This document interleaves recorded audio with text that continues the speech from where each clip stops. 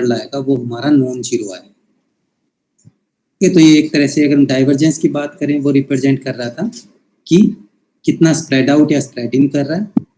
Curl represent करता है कि जो वेक्टर है वो कितना रोटेट कर रहा है। अब क्वेश्चन आ सकता है कि इन चीजों का इलेक्ट्रोमैग्नेटिक वेव से क्या लिंक है।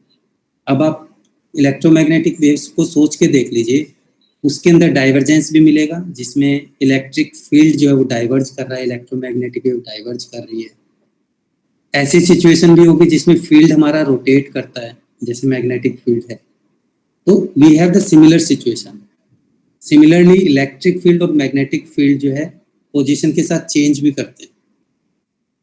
जैसे लेंस लो है, जब आप उसमें मैग्नेट पास लेके आते हैं तो उसकी पोजीशन चेंज हो रही है ना, तो एक तरह से पोजीशन की वेरिएशन भी इम्पोर्टेंस है।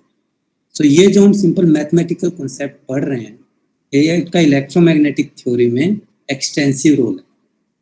ओके, कि उसका डाइवर्जेंस कितना हो रहा है, रोटेशन है या नहीं है तो कितना है। सो जो भी हम मैसेज एक्सट्रैक्ट करेंगे इनके साथ काफी इंपॉर्टेंस रहती है। So we have to make sure कि इन मैथमेटिकल कॉन्सेप्ट को हम प्रॉपर्ली अंडरस्टैंड करें। तो सिमिलरली यहाँ पर एक्सरसाइजेज हैं। फंक्शन हमारे सेम है जो डाइवर्जेंस के केस में डिफाइन किए थे। तो पीछे आपने डॉट प्रोडक्ट निकाला था, यहाँ पे आपने क्रॉस प्रोडक्ट कैलकुलेट करना है। तो ये 3 टॉपिक है आज के लिए, उससे आगे नहीं बढ़ेंगे क्योंकि नए टॉपिक हैं तो थोड़ा टाइम लग सकता है आपको, लेकिन ये जरूरी चीज है कि आप इनको अच्छे से अंडरस्टैंड करें। इसमें किसी तरह का वो लैक ऑफ कॉन्फिडेंस नहीं होना चाहिए कि हाँ कोई आपको बीच में डाइवर्जेंस सोल्व करना पड़ रहा है, आप नहीं कर पा रहे, या कर्ल आ गया वो भी नहीं कर पा रहे, उनका मीनिंग क्लियर नहीं, तो उस केस में फिर आगे आप फॉलो नहीं कर पाओगे। तो इसलिए जरूरी है कि मैथमेटिकल टूल जो भी हम डिस्कस कर रहे हैं वो साथ साथ आप उसको कंप्लीट करते हैं। So any question related to this discussion? ठीक है।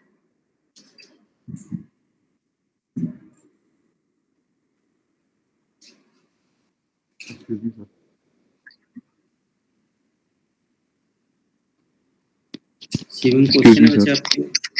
Yes sir. बोलिए बच्चे।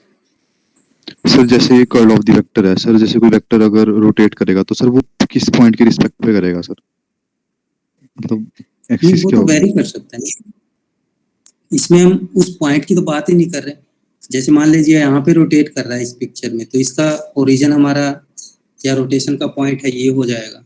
जैसे ये हमारा इसका रोटेशन पॉइंट है जिसके अबाउट रोटेट कर रहा है, तो यहाँ से हम उसकी रोटेशन की सेंस बता सकते हैं कि किस डायरेक्शन में रोटेट कर रहा है। जो हमारा कौन सा रूल होता है, क्रॉस प्रोडक्ट रूल होता है डायरेक्शन के लिए, वो लगा सकते हो आप। लेकिन जो डायरेक्शन का पॉइंट होगा या जो रोटेशन का रेफरेंस पॉइंट है वो चेंज हो सकता है,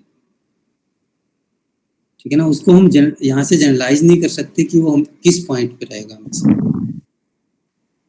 मतलब सर वो कोई भी पॉइंट हो सकता है, मतलब कोई भी रैंडम पॉइंट? नहीं, रैंडम पॉइंट तो अपने आप नहीं रहेगा, क्योंकि अगर वो उसके अबाउट रोटेट कर रहा है तो रैंडम तो रहा नहीं। अब जैसे फॉर एग्जांपल आप ये बात करें कि इलेक्ट्रॉन जो है मैग्नेटिक फील्ड में मूव करेगा परपेंडिकुलर, तो क्या होगा, वो एक सर्कुलर मोशन बनाएगा। तो सर्कुलर मोशन का जो इफेक्ट है वो एक सेंटर के अबाउट तो है ही, वो सेंटर तो फिक्स है हमारा। तो डिपेंड करेगा कि फोर्सेस किस तरह से एक्ट कर रहे हैं, उसके अकॉर्डिंग हमारा रेफरेंस पॉइंट सिलेक्ट होगा। तो मैथमेटिकली आप ऐसा नहीं कह सकते कि किसके अबाउट रोटेट कर रहा है वो, लेकिन एक चीज निकाल सकते हो डेफिनेटली कि यहाँ से जो आप क्रॉस प्रोडक्ट का रूल लगाओगे ना, उससे एक डायरेक्शन मिलेगी आपको। तो आप उसको रिवर्स कैलकुलेशन बोल के बता सकते हो कि जो क्रॉस प्रोडक्ट के रूल से हमें डायरेक्शन मिलेगी वो उसकी डायरेक्शन को रिप्रेजेंट कर रहा है कि जिसके अबाउट वो रोटेट कर रहा है, ठीक है। वो हम कर सकते हैं, लेकिन हम ऐसा नहीं बता सकते कि ये पॉइंट हमारा फिक्स है या नहीं, वो कहना मुश्किल है। ये सारा हमारा फोर्स पे डिपेंड करेगा। यस सर, मैं समझ गया। Thank you sir.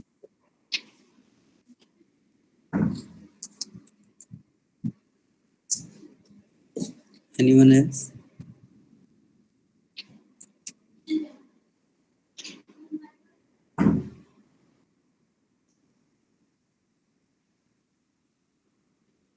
Okay, if not, then make sure ये जरूरी है बच्चे, मैं बार बार इसलिए बोल रहा हूँ कि ये हमारे इस चैप्टर का बेस है।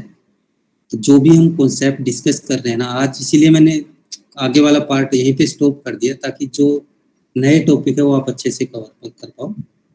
बट करना जरूर है इसको, छोड़ना नहीं है। ये नहीं कि चलो यार बाद में कर लेंगे, बाद में फिर दिक्कत काफ़ी आएगी जब आप एक्चुअल में इलेक्ट्रोमैग्नेटिक थ्योरी में मूव करोगे। तो मेक श्योर कि आप इसको टाइमली फॉलो करें। कॉम्प्लिकेटेड नहीं है, सिंपल है अगर आपको फॉर्मूला पता है तो, बट करना पड़ेगा एक बार कॉन्फिडेंस बनाने के लिए, उसके बाद ज़्यादा इशू नहीं आएंगे। सो अगर कोई फर्दर क्वेश्चन नहीं है तो आज के लिए हम यही क्लोज करते हैं and we will meet on Friday then. Yes, on Friday. So Friday पे हम देखते हैं जो एडिशनल कॉन्सेप्ट है उनके बारे में बात करेंगे। So thank you everyone. Thank you, sir. Thank you, sir.